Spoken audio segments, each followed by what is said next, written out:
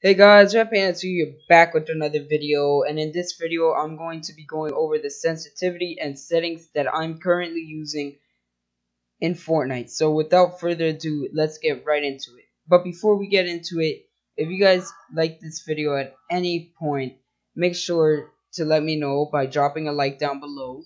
Hit that subscribe button if you haven't already, or if you happen to be the 95% of people, just hit that subscribe button and turn on those post notifications. That way you always know when I upload a video. Alright, so we're going to start off here with sensitivity, and since it's all the way at the bottom, I'll start off here by saying that I use linear and not exponential. So starting off with the look sensitivity section, I'm using 38% for horizontal look speed and 36% for vertical look speed. I have 0% for both the horizontal and vertical boosts, a 0-second turning boost ramp time, and I have instant boost when building turned off. So look sensitivity obviously refers to your sensitivity when you're going ADS. So this section is mostly for shotgun and SMG fights. When I first switched to linear, I really struggled with the lack of aim acceleration compared to when I played on Legacy. So I actually started on horizontal and vertical values that were lower than this. But as I became more and more comfortable, I started to increase those values because, as I've mentioned before, increasing your sensitivity is kind of meta right now for controller players. Now, I know 38 or 36% isn't high at all, but I still think it's high enough too, where you could track jumping and strafing enemies at point blank range, which is really important. And at the same time, I feel in super control of my aim in a way that I didn't when I tried out higher values. Now, since my values are so low, I feel like it would be perfect for console players just like me. The reason for using a 0% boost is honestly because that's what every good player uses. Pretty much the whole purpose of playing on linear is to have full control over your crosshair movement with no aim acceleration. So if you don't use 0% boost, that's kind of defeats the whole purpose. And at that point, I just recommend switching to exponential. The next sensitivity category here is ADS sensitivity, which is obviously your sensitivity whenever you aim down sights. So in this section, I'm using 8% for both horizontal and vertical sensitivity, and just like in the last section, no boost here either. So I think most people would agree that medium to long range AR aim is the worst part of playing on linear. You can definitely still laser people on occasion, don't get me wrong, but compared to exponential and especially legacy, it's a little bit harder to consistently hit shots on linear. So one of the ways that I try to compensate for that is by using a slightly lower ADS sensitivity than most people. Now, it really isn't that much lower. Even though 8 is definitely on the lower end, I don't think anyone will think it's too low. And then when it comes to boosts, same deal as in the non-ADS section, the boosts just don't really mix well with linear, so almost nobody uses them here either. The next section is look dampening time, and I also have this on 0. This is another setting that basically determines how much aim acceleration you have, and hopefully I've made it clear by now that on linear that's not really something you want. Pretty much every linear pro uses 0 here.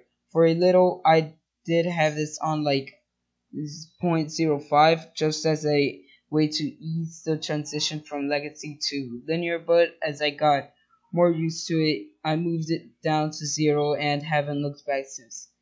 For my move and look stick dead zone, I use 12% for both.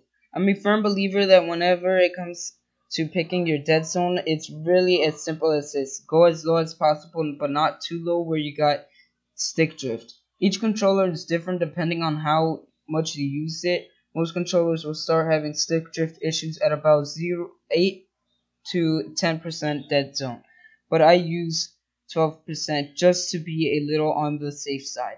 And then finally we have the building and editing sensitivity multiplier, and I use 2.0 for both.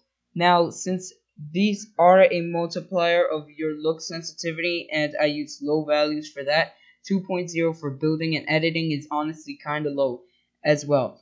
I know some controller pros will use like 45 to 50 look sense, but and then they'll have their building and editing multiplier all the way up to like 2.7 or 2.8. But me personally, I prioritize efficiency and not messing up over raw speed. And unless you have great mechanics, I'd honestly recommend you do the same. And it's not like 2.0 is super low. I think it's definitely fast enough for both building and editing in most situations. So that covers everything you need to know about my sensitivity. Now let's get into the settings, and we'll just go page by page and quickly discuss any important ones. So on the first page, I have brightness at 105%. I don't use any colorblind settings. And then I have motion blur off. Also, make sure that you actually set your safe zone to the edges of your TV screen, because if you don't, stuff like the map will be too close to the center of your screen when it should be all the way in the top right corner. On the next page, this is where most of the important settings are located. In the movement section, I have toggle sprint off, sprint by default on, sprint cancels reloading off, and auto open doors on.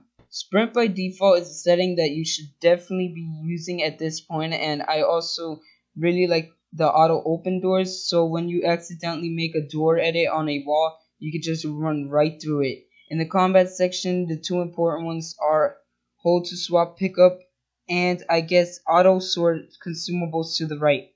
Hold to swap pickup allows you to swap a weapon in your hand for one on the ground without opening your inventory, even if your inventory isn't full. It's actually really helpful, especially in the beginning of games when you don't have time to rearrange your inventory. Then in these final few sections, obviously you want to have reset building choice and turbo building set to on. I use confirm edit on release, and then the other setting here I would recommend using is tab to search/interact. It basically gives you the ability to drop stuff and mess with your inventory whenever you're reviving or rebooting someone. In this section, pretty much all of this is self-explanatory, but as I've mentioned before, you want to use a HUD skill lower than 100%. If you use 100%, things like your map and inventory will be pretty big and will block your vision a bit. So unless you are playing on like a super small TV, just bump it down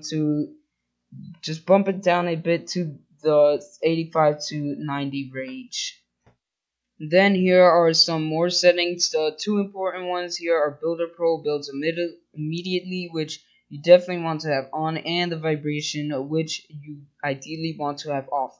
Edit hold time may look important, but it doesn't actually matter as long as your edit button is anything other than B/triangle. Then the final settings section is sound. I have the 3D headphones off and visualize sound effects turned on. And that is it for today's video, guys. If you guys like this video at any points, let me know by dropping a like down below.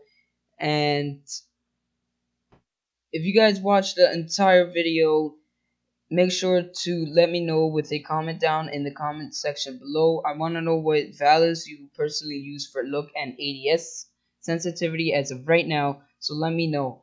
Be sure to